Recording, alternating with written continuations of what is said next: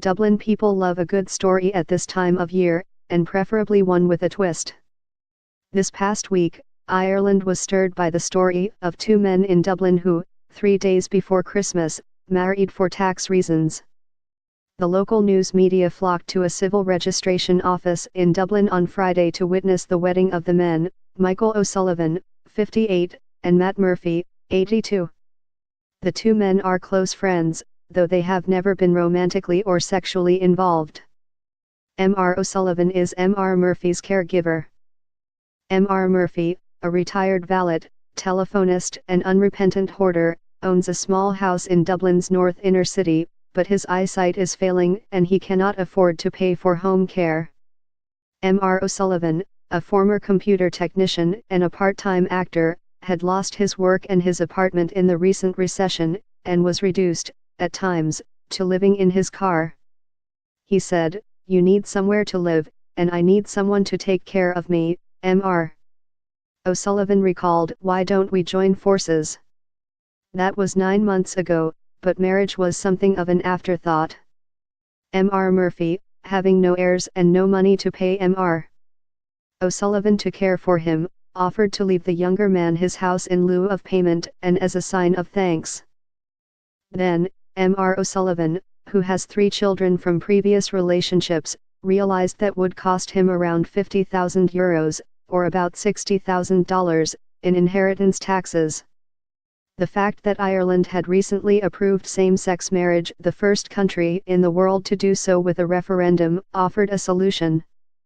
When 62% of voters supported same-sex marriage in 2015, the result was seen as emblematic of how much Ireland had changed since the days when the powerful Roman Catholic Church effectively outlawed sex outside marriage, to say nothing of gay love.